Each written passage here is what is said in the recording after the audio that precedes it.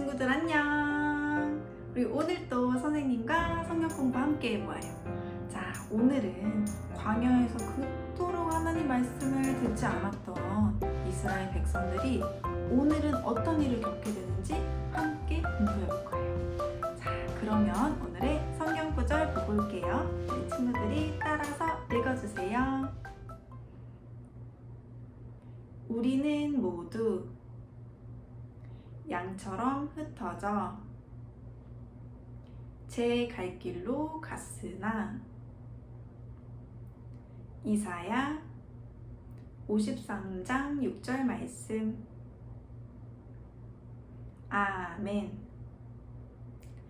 네, 친구들 잘 읽어주었어요.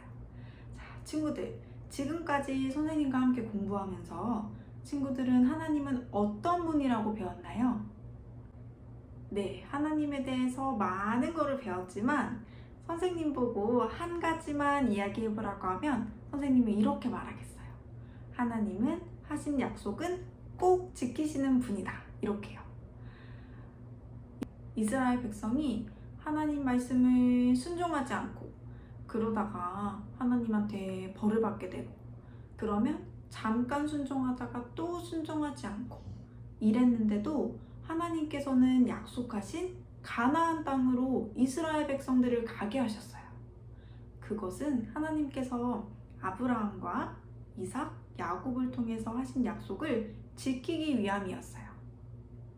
그리고 이스라엘 백성들이 광야에 있을 때 순종하지 않아서 하나님께서는 20살이 넘는 사람들 중에서 갈렙과 여호수아 빼고는 모두 죽게 하셨어요. 이 갈렙과 여호수아는 하나님 말씀을 믿는 사람들이었거든요. 그런데 왜 20살 넘지 않은 사람들은 살려주셨냐면 하나님께서 첫사람인 아담, 그리고 노아, 아브라함 이 사람들을 통해서 하신 약속 때문이었어요.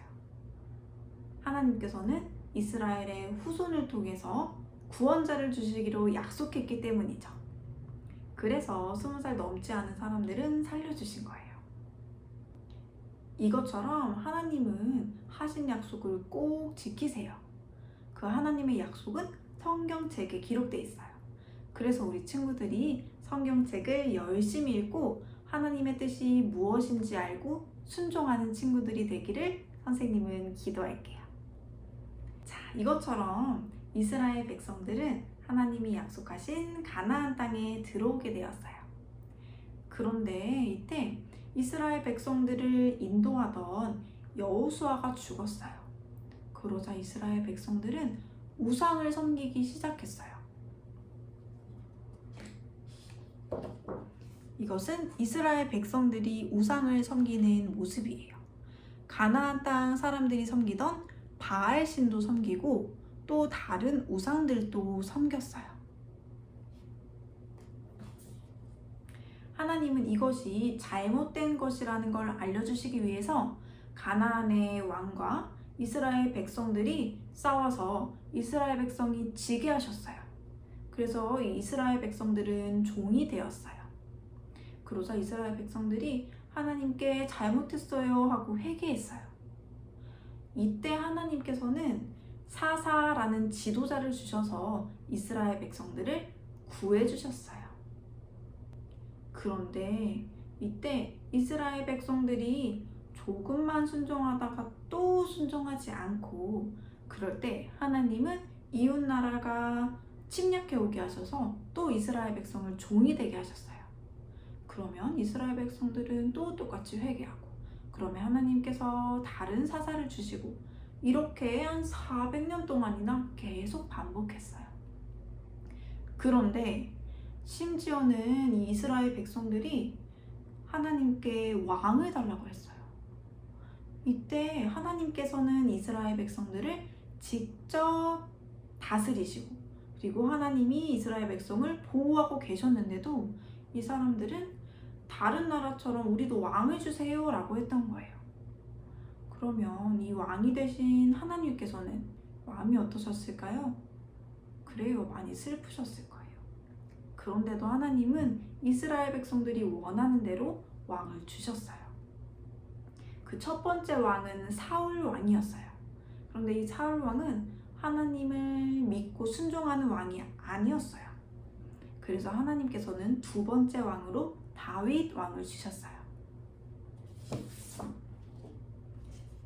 자, 다윗 왕은 하나님을 진실된 마음으로 섬기고 믿는 사람이었어요. 그래서 하나님은 이 다윗 왕을 아주 사랑하셨어요. 이 모습은 다윗 왕이 하나님께 찬양을 드리고 있는 모습이에요.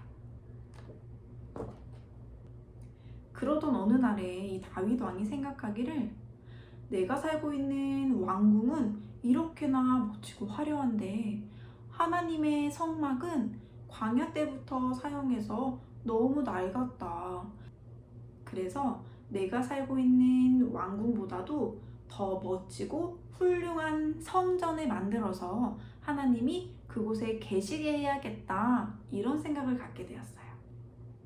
그리고 백성들도 언제든 그곳에 나와서 제사를 드려야겠다고 마음먹었죠. 친구들, 우리 하나님이 어디에 계신다고 했죠? 그래요. 눈에는 보이시지 않지만 어디에든 계시는 분이라고 했죠. 그런데 하나님께서는 이렇게 성막이나 성전에 계시는 것처럼 하나님이 정하신 곳에 계시기도 해요. 자, 그런데 친구들, 하나님이 이렇게 다윗이 성전을 짓고 싶어하는 마음을 아셨을까요? 네, 역시 우리 친구들이에요. 잘 알고 있어요. 하나님은 알고 계셨어요. 그래서 하나님이 말씀하시기를 너가 나를 위해서 성전을 짓는다고 하니까 너무나 마음이 기쁘단다 라고 하시면서 그렇지만 나를 위한 성전은 너가 아니라 너의 아들인 솔로몬을 통해 짓게 할 거야 이렇게 말씀하셨어요. 그 대신에 다윗의 후손을 통해서 구원자를 주시겠다는 약속을 주셨어요. 그러자 다윗 왕은 기뻐했고 하나님께 감사했어요. 그리고 나서 솔로몬이 성전을 지을 수 있는 재료들을 준비해 주었어요. 그리고 다윗 왕이 죽고 나서 솔로몬이 성전을 지었어요.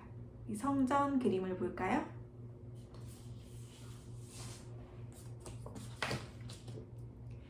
자, 이게 성전의 모습이에요.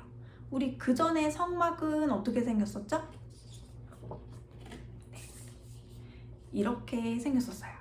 자, 이 안에가 궁금한데요. 이 천을 걷어내면 안쪽에는 이렇게 생겼어요.